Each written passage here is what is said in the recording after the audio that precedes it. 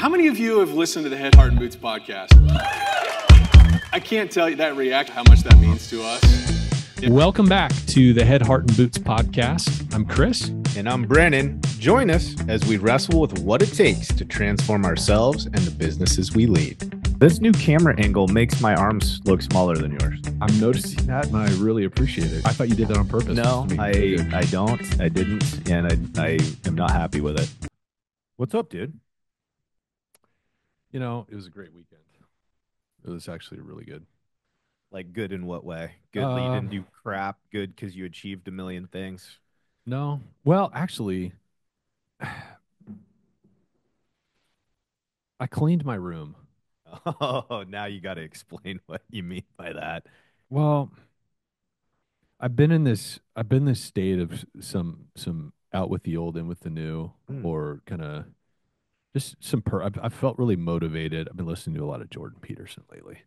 And I've been doing some other things in my life. You know, we talked about, I think in last week's episode or a couple weeks ago, just my theme of reliability. Yeah.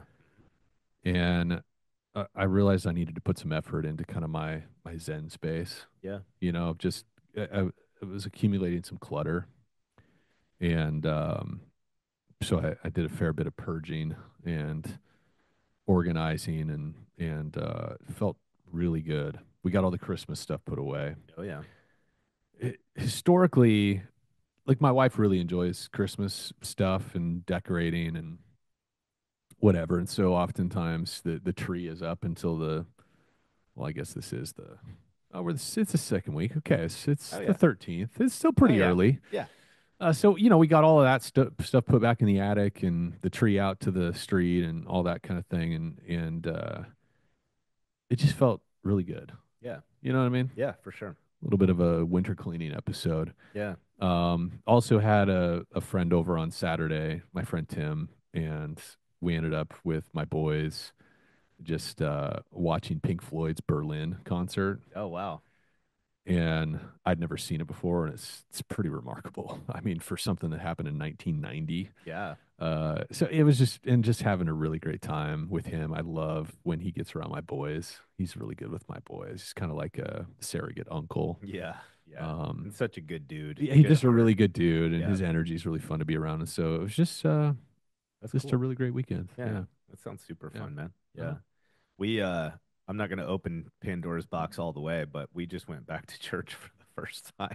Yeah. In a significant period of time, my wife and my daughter, the three of us decided to go visit a church, and I'm still letting it marinate a little bit in terms of, you know, what I'm thinking, but you know, just let the cat out of the bag. It was actually good. Yeah. Yeah. Right on. I actually enjoyed it, and it's caused me to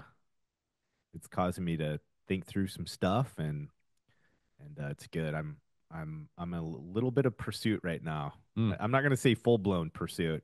Nod to some of our friends out there in the industry that maybe live a more committed faith journey. But I've definitely got some interesting conversations with a few friends in the business, and definitely in a pursuit right now of my spiritual journey. So anyways, we tiptoed into a new church, and it was actually great.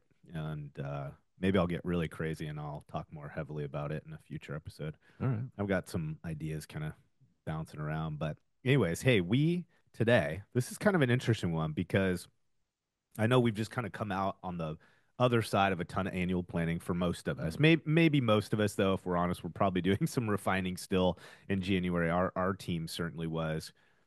And you know, in broad strokes, we've talked about the mechanics of kind of annual planning, but I think you and I were actually talking this morning prior to hitting record, and you and I just felt really inspired after this last session on the ground that we had.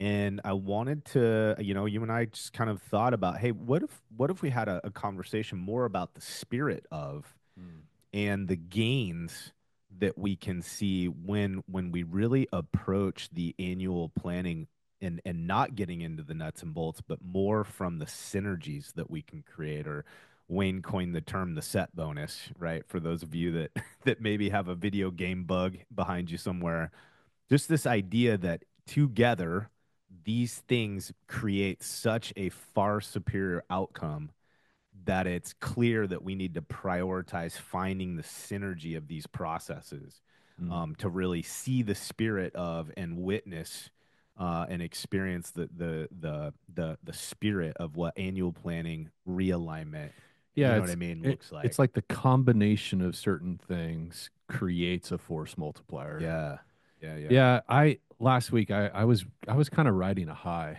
from Mm-hmm. those 3 days. So Mm-hmm.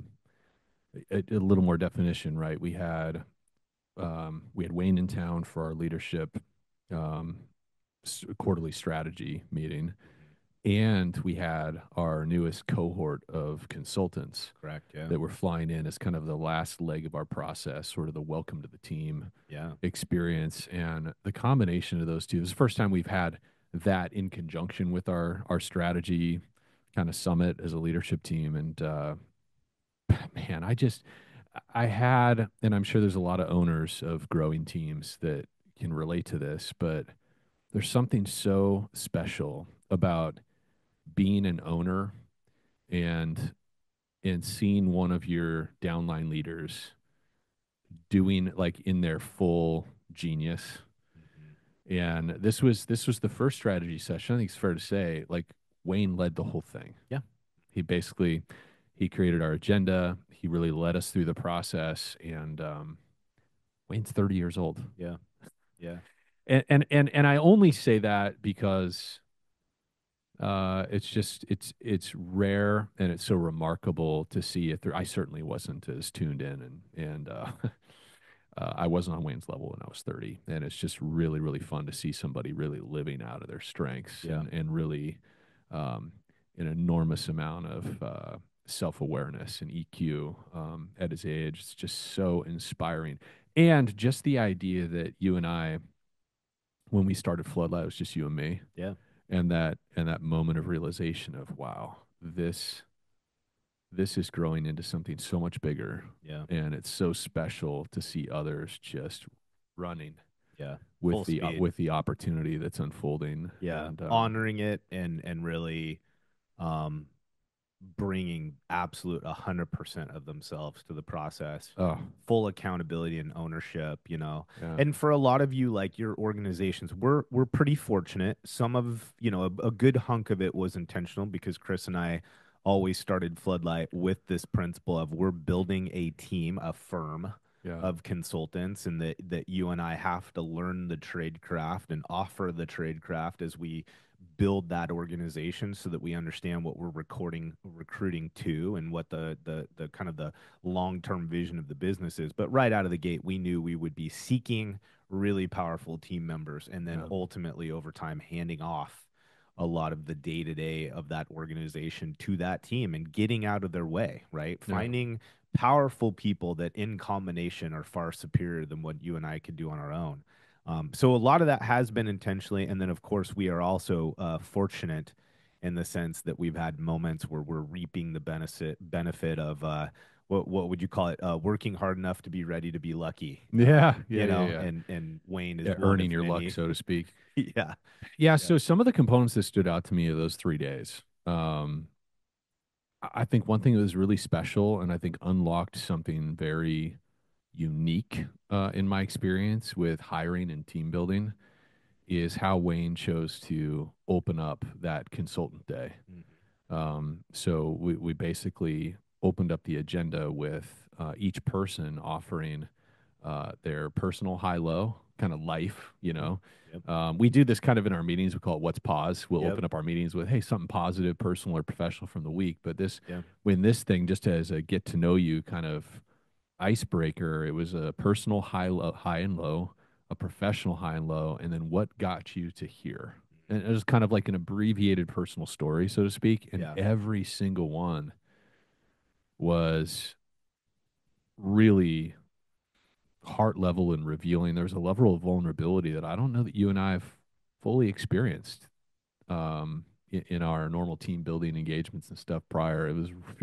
yeah, It was really special. And I think all of us, including the new consultants, just really felt this sense of connection with one another By the time we finished out that day at dinner, it was just like really rapid bonding, Yeah. because Wayne opened it up and offered his own honesty and vulnerability about his own personal experience and journey, and that just teed up, I think, the trust and comfort for everybody else to do the same. For sure. It was just incredibly powerful. It was.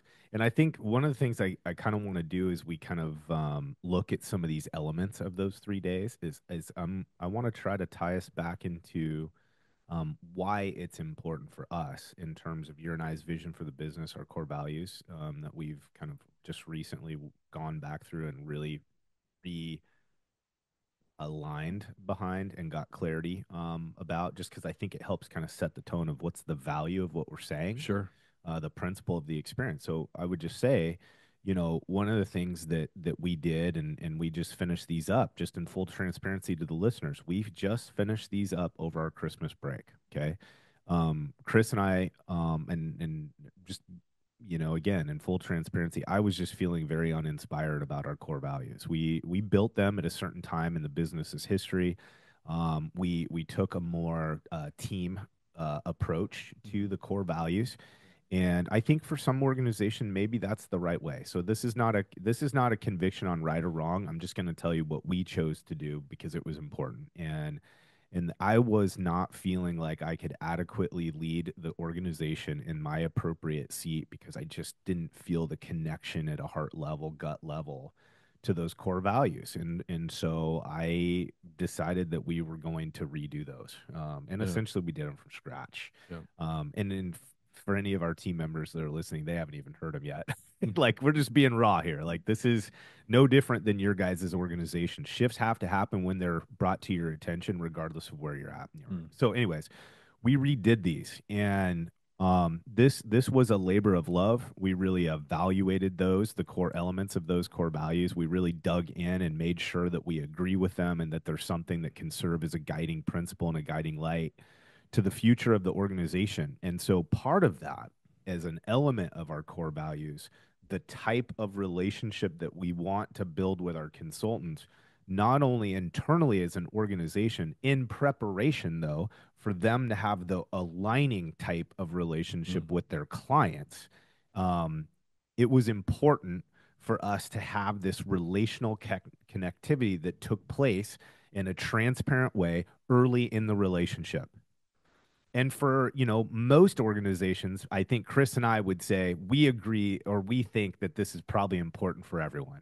Yeah. But again, for the sake of clarity, based on our core values and based on the mission that our company is on and the type of relationship that we want to have with our clients, it's critical to do this internally from the very beginning. And so that's what was shaping the intentionality of that icebreaker, if you will.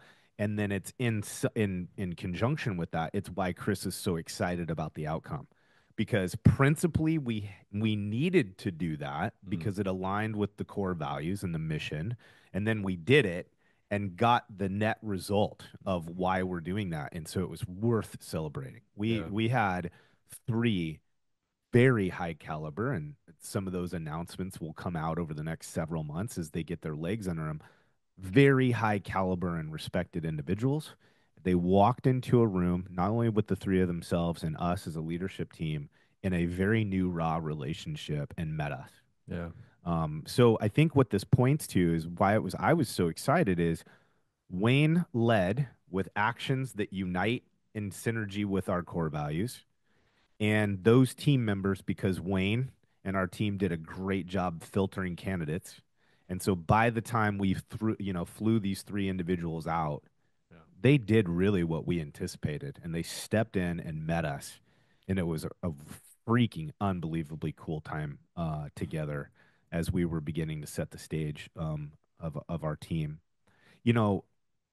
So I hope that's okay. I know this is kind of a shorter episode, but I just want to do that kind of alignment, right? So the principles make all sense. these things came together, Yeah. and obviously part of this strategy meeting included doing a fairly deep dive on our pro forma and some of the tactical goals and benchmarks we've set for ourselves this year, and really breaking them down and understanding exactly what behaviors and changes and shifts were going to be required for us to get there. And so there was a lot of that sort of tactical breakdown of our plan. Um, Wayne led us through what probably many people listening have also done, which is the Gazelles, the Scaling Up book, the Rockefeller Habits, taking us through one of their exercises, which was really useful. The seven strata, Yeah, it's a great framework. planning doc. It's basically a one page business strategy, and God, that was Yeah, really helpful for us refining and defining and refining our brand, our unique value proposition that we're designing and building for our clients, for our internal team. I really, really enjoyed that process. It And was I think great. it helped us kind of crack the code on some things that maybe we've lacked clarity on Mhm. thus far, Yeah, and just kind of danced around a little bit. It forced us, like the process forced us to really dig in and find some answers. yeah. And Yeah, let's think through some of those examples because I don't mind sharing some of the language that we use internally, but just to again, principally, I think what we're trying to say here is that we as a team experienced, I think, for the first time in a while, the spirit of this annual planning, like mm, and quarterly planning, like what is the net result that you're ultimately looking for in this? And so, like an example, I think many of us in our businesses, we struggle to have a true elevator pitch. One, I think at times we feel like they're cheesy. Maybe we're being over salesy. But there's a reality that when you and your team struggle to cohesively and concisely say specifically, what does your team do when somebody asks you the question in the hallway, mm, at an event, and they're like, well, what does Floodlight do? yeah, Right. And then, I mean, I think for many of us, we go into this 20-minute, overly wordy explanation where we're trying to be comprehensive and we're trying to not leave anything out. And the problem with that is one, the audience doesn't hear it. yeah. And two, it's a sure sign that there's a lack of clarity inside your organization that your team can't synthesize Well, that, right? because there is, and Yeah, I because think, there is. and I think again, this is just us being very transparent and vulnerable. But I think many of you that own restoration companies, construction companies, service companies of any kind that are listening, you can relate to the fact in those first 3 4 years of your business, maybe longer. I mean, we encounter some clients who are still kind of in this mode 10 years in, and in the midst of success, Yep. there's a tendency in a service company to sell to everybody. Yes. Yeah.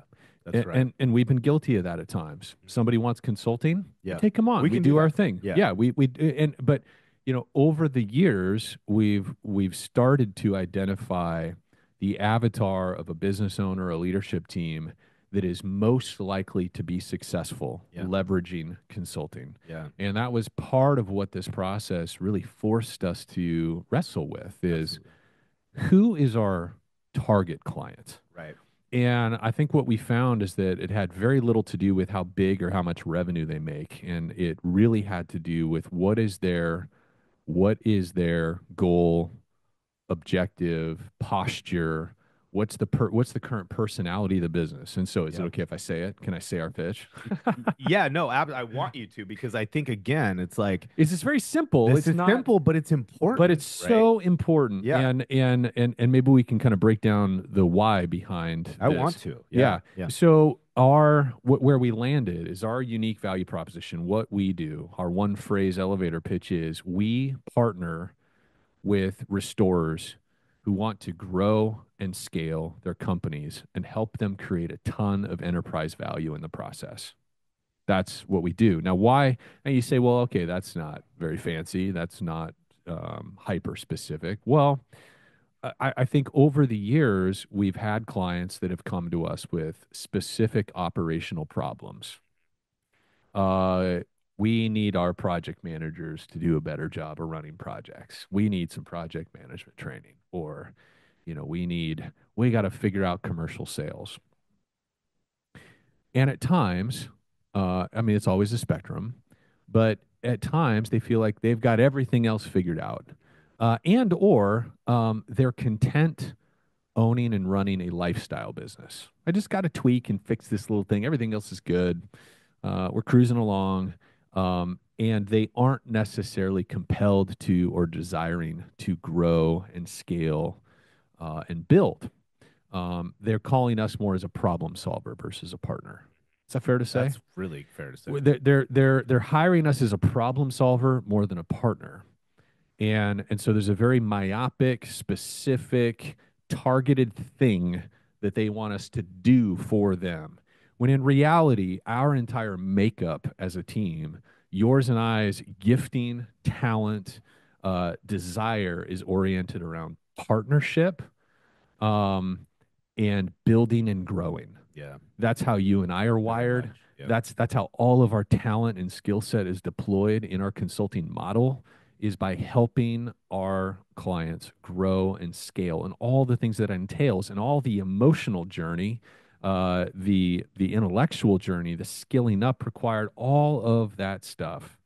Tactics. That's what we do. systems. Yeah. That's Yeah. what we do. And I think us sorting out, we partner with restoration companies who want to grow and scale and build a ton of enterprise value in the process. It's helped us identify that, you know what, we have to get out of that tactical problem solving role. Only. Only, of course, it's an aspect of what we do in our partnership with folks. Yeah. But again, the distinction is that when somebody comes to us and say, I got this little thing, can you teach us how to do this? And we're like, yes, we can. We ultimately, it's just an unsatisfying engagement. Yeah. It's part of sure. it. And we're never able to have the same magnitude of impact because the client wasn't seeking That's that right. magnitude of impact. That's just not what they were looking for in a partnership. Yeah. And so I just want to kind of point back, kind of the synergy of this, kind of going back to the set bonuses. How does all of this begin to kind of work in conjunction with each other? So if we go back, and I'll save you guys going through all of our core values, although anytime if you want our core values, let me know. I'd be happy to share them with you because we love them. But we summarize. So we do ours a little bit differently because we were really keyed in that our core values really are something that we look to almost as the 10 commandments, like, right? It's like this thing that we point to and say, is this decision in alignment with these? Is what we're trying to do tactically in alignment with North these? Star. The true North Star. And so we don't want those to be open for interpretation. There's not 5 different ways that you can interpret our core values in order for them to lead us the right way. We had to be crystal clear. So we have the words combo of that core value. We have a simple sentence that summarizes the spirit of the core value, and then we add 3 bullets that kind I'm of just give us amazed detail, that right? you're able to read that on the screen. I know. So as we kind of came up with a summary of what are these core values telling us? What are they designed to do? And so as a team, we decided and kind of really oriented around this idea of always seek the path of greatest impact. That's ultimately what we're trying to accomplish with our core values. So thinking about that phrase, and this came up over and over and over again as part of our strat planning process for the year, was this: does that marry up with us always seeking, maximum impact? Is that true of this tactic, this design, this whatever? And if we go back to that summary, our elevator pitch, and this is what we're talking about with set bonuses, it's not simply an easy way to tell people what we do, but it's in direct alignment. And we asked ourselves this question with the summarization of our core values, the spirit of our core values.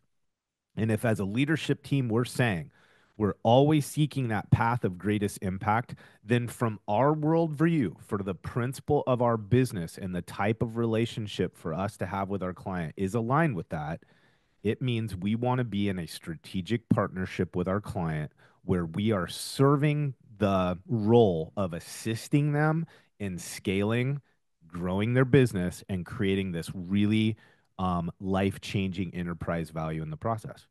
That to us is us living out that mission of having the maximum impact. So again, like, I'm just trying to point this out. So as you guys are thinking about your business and you even think about an elevator pitch, like, Is that elevator pitch actually summarizing and in alignment? Is there synergy in your core values, in the mission that you have for your organization? Is that capturing the spirit of what you're doing besides just telling people you do disaster response, Yeah. or that you're a plumbing company or you do roofing, right? There's something under the skin of that Yeah. that has more weight, the spirit of it, that's better than just the delivering of the service. So that was really powerful that we could come up with that, in one sitting. And it was because we're starting to get so clear, going all the way back to the core values. We've spent enough time defining those with such clarity that now it is lending itself to creating clarity in every inch of our business, our strategic plan, our elevator pitches. Like, what do we tell people we do, right? Yeah, the other thing too that we spent some time on, and then I need you to define set bonuses, because bonuses, so people are thinking this is some newfangled commission thing that gets people more aligned. You've got to right. give them the video game language, because I Okay. certainly can't. But I think the other thing too that was powerful and part of the notion of set bonus is the combination of us getting really, really clear on our values, um, and then getting really, really clear on our value proposition that we want to offer our clients and that we are about, is we also were able to redefine what KPIs we're going to focus on as indicators of our Of that. progress and our achievement. How are we going to hold, getting more clarity on how we hold our consultants accountable to the right things that are aligned with our values and our objective with our clients. 100%. Because I think it's very, very easy for companies and individuals to get our incentives misaligned, where inadvertently we're incentivizing the wrong behaviors. It's huge. And the behaviors they incentivize end up in conflict with our values that we set out in the first place. And that was really powerful to do all of that in kind of one session. It was just like this trifecta of focus. I think that's why we felt so good coming out of it, because there was so much clarity of what we're going to hold each other accountable to, right? How we're going to achieve both the numbers and the culture that we discussed. For sure. Yeah. God, it was so good. Okay, so give us what the heck is set bonus? Explain it. So I'm going to give two. And try not to versions of nerd this. out too much. Okay, I'm going to give two versions of that. I'm going to give the video game analogy for those of you that are secret video game players, because I know there's more people out there than just myself. I do find myself sucked into a good video game from time to time. Don't hold it against me. All right. So it's this idea in the video game world. It would be, look, if you find a piece of equipment, okay, let's just say maybe you're a shooter genre, whatever. You find a piece of equipment on its own, that piece of equipment is good. But when you get multiple pieces of equipment from the same, let's call it set, you've got a helmet, you've got gloves, you've got the chest armor, you've got the weapon. The summary of those items working in conjunction with each other give you an exponentially better bonus. A more powerful character. More powerful character, right? Might be whatever. Think of this in a real life scenario. Think about body armor. Okay, let's say maybe a military environment. You could do, in the dark ages, we're talking about, knights. If they had a one shield, would that shield protect them? Far more than being naked, 100%. But if they had the shield and they had the entire coat of arms, now all of a sudden they have this very robust protection in place, right? Because the pieces are working in conjunction. If it glances off your shoulder and hits your protected forearm or part of your bicep, right, but it's got a plate over it, now you've got this robust protection. So it's this idea of when we begin getting all the parts working in conjunction with each other, the return is exponentially greater than any of the parts on their own. Okay? Yeah, That's okay. kind of the idea. So Got it. when we were talking about like even the KPIs, and this is where the set bonus stuff starts to really ramp up and create serious momentum if you do this well, is we went back and we looked at our again, in light or context of core values, and the summary of those core values of we always seek the path of greatest impact. Like that is the mission before us at Floodlight. And then we look at KPIs and how they're ultimately motivating our consultants to be in alignment with that or not, right? And so, for instance,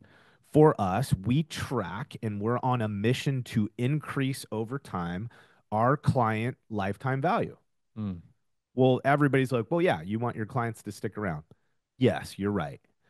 That number numerically, though, is worth tracking because it unifies Floodlight and all of its team members behind that mission.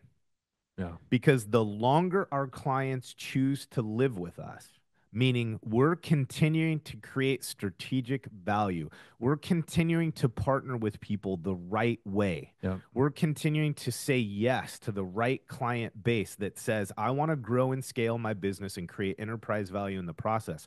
The more aligned we are with getting all those things working together, we should naturally see a client lifetime value that continues to grow over time. Yep. That is telling us as an organization, our strategy, our system, our processes, who we're hiring, how we're filtering people out, the customer experience. It means those things are beginning to work together and our client lifetime value is extending. We're winning. With that measurement tells us, are we following our plan, right? And so that's like a working example. Another one would be, and again, we're being very open book here, right? Another one would be our MRR, or that monthly revenue rate, okay? If we see over time across the book of consultants inside Floodlight Consulting Group that the average MRR per consultant is increasing with time, it means that they, again, are in alignment. It means they're partnering with the right kind of client, and that partnership is netting that client the right kind of results that they are open to when they sit down with their consultant, and there's some form of an increase associated with the lift, right? Just over the years, costs change, and we have to marry to that. It just shows that that consultant in their tactics, their behavior, and the accountability and the systems and their dedication and proactive engagement, the experience value is growing. They're earning it. Right? They're earning it. They're doing what is appropriate to earn it. Therefore, it's going up, or it's staying, remaining healthy, right? Whatever the number is, right? So again, we're just trying to be really transparent. Why do we measure this? Well, because it puts the consultant and Floodlight as a team on the same page, and it's showing us that we are doing what it is that we said we were going to do, and that is always seek that path of maximum impact, right? So this is kind of what we're saying. It's like you begin to establish this clarity when you go all the way back and you rebuild the foundation based on some really valuable core principles, and you're really getting clear on what is the spirit, the why behind what you guys do as an organization, and what it is that you're building. Because now when we sit down, our elevator pitch is in alignment with our core values. Our measuring of performance indicators in alignment with our core values and our underlining mission, the spirit of why Floodlight exists. When we onboard a new group of consultants and we're in that day, the agenda for our time together is engineered around and in alignment of finding, are they going to align behind the mission? Are they going to be motivated and aligned behind our core values? You know, one of the things that we did at kind of the last thing that we did as a team with them is I just went through and very slowly went through the core values and explained the spirit behind them. We went through every detail of the core values. And we did that to create clarity around their understanding, and then asking them one final time, do you align with these? Because they are not going anywhere. Like if you aren't in alignment with that, then everything that we're talking about as an organization doesn't apply to you anymore. All of your performance and behavior will be judged against these. Against that. Just like us. Yep, exactly. And I loved too. I mean, we were at this cool brewery where we had this final meeting, Sky High Brewery in Corvallis, Oregon. It's a great place. And I remember you looking across the table at them and saying, um, look, this is who we are and this is what's going to be expected. And if I or Chris or Wayne are ever out of alignment, we expect you to call us out on that 100%. air gap or on that misalignment. Um, and I, yeah, it was, God, it was such a powerful day, man. I think kind of like, we don't need to drag this out for hours, although we probably could and all the nuance, but I just think that the reason in principle, the reason that we walked away motivated. Now, guys, we put 3, 10, 11-hour days in. Yeah. I mean, this is emotionally taxing. Mm. You have to stay focused. You're constantly pushing away distractions to stay on the bone. Yeah. Like, it's intense. And you guys know this. You've done versions of this. And we walked out of that Friday afternoon so freaking motivated, dude. Yeah. I was on fire for this year again. Yeah. And it was because there was so much clarity and synergy of the principle of what we're doing and why we're doing it. And that's what we're really trying to motivate people here. Yeah. This is going to show up in a million different ways in your business. But I think it's just this encouragement of, look, annual planning is something that takes time. It's taxing. I get it. Quarterly reviews and then a resetting of expectations. It is taxing. I understand. But man, when it's done in the right posture, when it's done the right way, and there's a conviction to pull out the spirit Yeah. of what you're trying to do with these business functions or tactics, Yeah. it changes absolutely It everything. is, and I want to make sure to highlight this and underscore it. The part of what made it so powerful is that we didn't stop at the macro.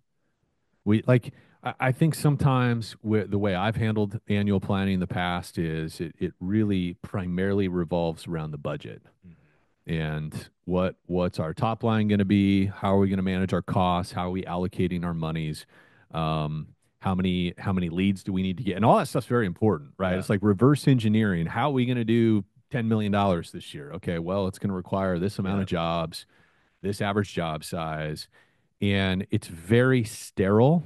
And oftentimes we never get down to the behaviors they're going to drive the necessary outcomes. And so I think that was really powerful. And honestly, that 7 strata planning document that Gazelle's forced you to go through. I mean, I wish I could say it was some proprietary floodlight like we came up with. No, it was many of you've looked at this, and I know in the past when I owned my State Farm agency, that was the first time I read Gazelle's, because I think it came out in 2004 or something like that. I read it and I tried to apply it, and I just didn't have the discipline or fortitude to really lean in. It's because it was very, um, it required a lot of us wrestling with some of the questions in that thing. It really 100%. forces you to think about what is our unique skill set as a team? What are the strengths of the team? The real differentiating strengths of the team. What is the thing that really differentiates us as a company from every other consulting company? And it's really easy to come up with sort of um, generic answers. Yep. And I think that's where oftentimes we tend to land because it feels navel gazy a little bit. Mm-hmm. But boy, when you press through, and we did, Yeah. when you press through and you really work through all aspects of that plan, and you really think and get in the weeds to really understand, what is it really that makes us different? What is it really that gives us a unique advantage in this particular area or this aspect of our business? The clarity that comes from that Unbelievable. is unmistakable. It's unmistakable. That's and right. And that level of clarity was new for us. It was. We've been working towards it. We wanted it. Lo and behold, Wayne ended up unlocking that achievement for us this time. So that was really cool. Yeah, I would say that the you and I as a team, we had done the kind of the more pro forma components prior to. This really was the culture, behavior, focus, right? Conversation and the conviction that I think we walked away. And when you do this right, I think that's the ultimate outcome that you're looking for is when this is done well and you've spent enough time in the trenches with your leaders to really unpack the spirit of where you're going and ensure that the language you're using, the tactics that your team's going to deploy, how you're and who you're recruiting, like when all of these things are lined up, the level of conviction you have to be disciplined, to take the action, to hold people accountable, then to said posture and behaviors becomes totally unparalleled. Like I will tell you, it's not going to make decisions easier, but your conviction of the actions you have to take will be profoundly different. I would say that. It's when we have a hard conversation with a downline team member that's out of alignment with this, it's still going to suck. I don't care who you are unless you're just an absolutely heartless bastard. Yeah. No one loves that part. Yeah. But we will be convicted it has to happen. Yeah. And we will be unapologetic when we have to do that. Yeah. Because we've done the work to show clarity, create clarity, and that synergy that we're looking for. I think one other thing just has to be said in the context of this is that while these 3 days were really powerful and action packed and very deliberate and all the things we've talked about, it's worth noting that you and Wayne in particular, this is kind of in your area of focus for the business. You guys massaged and reworked our pro forma like 100,000 times. Big time. And I think what I've witnessed in your leadership is the more deliberate and specific and detailed that you and Wayne were working through that, and a lot of that too with our mentor that we work with and we look to for guidance. Also, the more conviction around, no, how are we actually going to execute on this? That's right. How, like, I think the picture for me when you guys presented the pro forma to me, the picture is so vivid about how we're going to get there. It's like every single aspect, we all know exactly what week to week behaviors are going to accomplish. That's right. That pro forma. And I think, and certainly we've wrestled with this with our clients too, because there's just such a temptation with the work rolling in. And we have the same thing, right? You're a growing business. It is so hard sometimes to really dedicate yourself to the actual planning of understanding where you're trying to go, right? At the beginning of the year, like really understanding it, because there's different levels of that. And I think this might have been our very best year in terms of us planting our feet and having very, very clear mileposts and signage along the path for us to follow. I would say, I would say that it was so value added personally in terms of how what we accomplished, that it will absolutely influence what our team will be doing this year to partner with our clients to create that level of expectation and clarity around their annual planning process. We're going to be doing some of that with them this year, but man, when we get to the end of the year and it's go time to really get into the annual planning, this is the spirit of what we will attempt to create in that partnership, because it was so freaking motivating. It's so motivated, so clarifying, so convicting. So anyways, I hope that was helpful. Here's a tactical thing I would encourage you guys to not stop, but to do.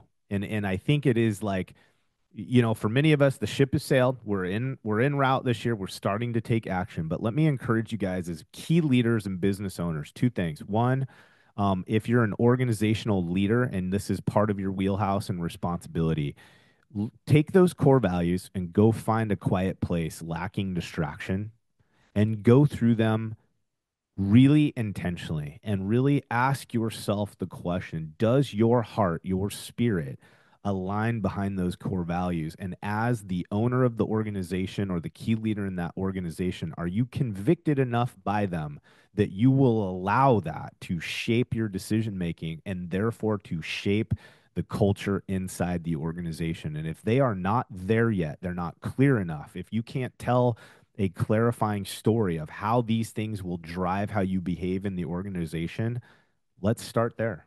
And if it takes you the better part of this year to land the plane on that, it's okay, because they're not going to hinder you, right? They've already been as effective as they're going to be, but I'm telling you, they can be 10x effective if you do that. And then if you're not the owner, you're not the key leader, think about doing this for yourself, right? In your own personal core values, because I think the net return of that will be exponential. I was snickering to myself a little bit as you talked about these core values, because the reality is I was the one who wordsmithed the old values. And I think even in that, and oftentimes I'm sort of one of the words. I'm kind of the wordsmith in our business to one degree or another, and it's just funny that I didn't. I think even in those values, when I go back and reread them, they were not. I did not feel inherently captured by them either. But I, but I was the one who made them sound, good and whatever. And so it's just funny how a lot of times, right, we settle for kind of the obvious thing, or the something that just kind of works. Like we did the thing. And I think what we've been talking about, what we discovered in this process, is there is value in going another step or two deeper and saying, hey, am I really willing to align everything I do around these core values or not? Are they really going to be the standard? Or is it just kind of a thing that's going to give us something to talk about? And you know what I mean? I don't know. I guess a very I did, big difference. Yeah. It's not a subtle distinction, and Yeah. and I think I undervalued the importance of that. And but once you know, you know. Yeah, and certainly you can't unknow it. Yeah. So, anyways, all right. All right. Thanks for hanging out with us, guys, and we'll see you on the next one.